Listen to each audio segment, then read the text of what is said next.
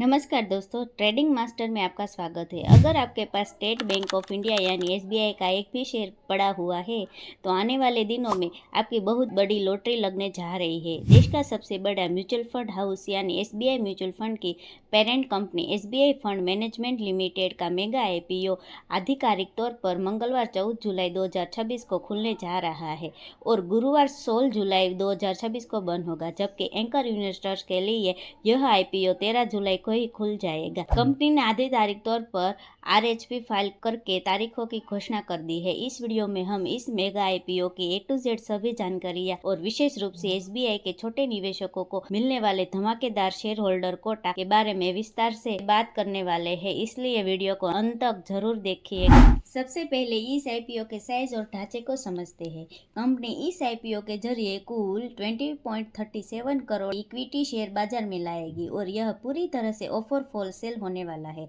यानी promoters company में से अपनी हिस्सेदारी बेच रहे हैं। इस ऑफर में स्टेट बैंक ऑफ इंडिया अपनी करीब 12.83 करोड़ शेयर बाजार में बेचेगा, जबकि दूसरी प्रमोटर यानी अमूडी इंडिया होल्डिंग अपनी हिस्सेदारी के करीब 7.53 करोड़ शेयर बेचने जा रही है। ये प्रमोटर्स आईपीओ के जरिए बड़ा मुनाफा बुक करने जा रहे हैं और इसका आधिकारिक प्राइस बेड भी जल्दी ही घोषित किया जाएगा। अब बात करते हैं सबसे बड़ी खबर की, जो आपके लिए कमाई का बड़ा मौका लेकर आई है। कंपनी ने इस आईपीओ में विशेष रूप से एसबीआई के मौजूद शेयर होल्डर के लिए 13,05,619 इक्विटी शेयर यानी पूरी ऑफर का 6.41 आधिकारिक तौर पर आरक्षित रखा है। तो दोस्तों, कंपनी ने 8 जुलाई 2026 को अपना आरएचपी फाइल किया है। भारतीय शेयर बाजार के T+1 सेटलमेंट नियम के अनुसार जिन निवेशकों ने कल यानी 7 जुलाई 2026 को या उसके पहले एसबीआई का कम से कम एक शेयर भी खरीद लिया होगा और उनके डीमेट खाते में शेयर आ गया होगा, वे सभी निवेशक इस special SBI share holder reservation portion के तरह आवेदन करने के लिए पूरी तरह से पात्र बन गए हैं। इस स्पेशल शेयर होल्डर कोटे के नियम बेहद महत्वपूर्ण है। इस कैटेगरी में एक निवेशक अधिकतम ₹2 लाख तक की ही आवेदन कर सकता है, लेकिन यहाँ छोटे निवेशकों के लिए डबल कमाई का एक बड़ा और स्मार्ट रास्ता है।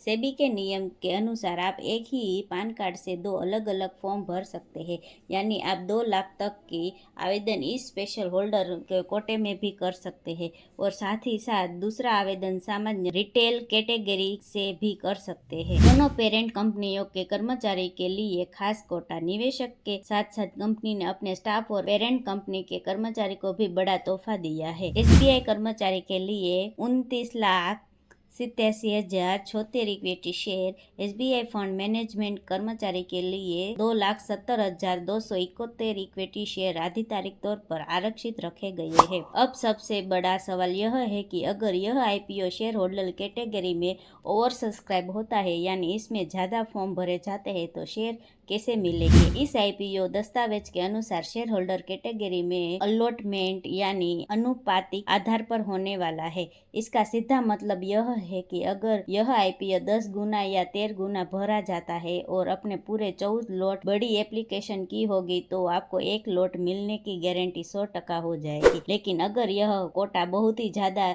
यानी 50 या 100 गुना भरा जाता है तो सभी निवेशकों को समान माना जाएगा और कंप्यूटर द्वारा लकी ड्रॉ किया जाएगा और भाग्यशाली विजेताओं को अधिकतम एक लॉट दिया जाएगा। सामान्य रिटेल निवेशकों के लिए भी इस आईपीओ में 35% का बड़ा हिस्सा आरक्षित रखा गया है। इस प्रकार एसबीआई फंड मैनेजमेंट का यह आईपीओ वर्ष 2026 के सबसे मजबूत और कमाई करने वाला आईपीओ में से एक साबित हो सकता है।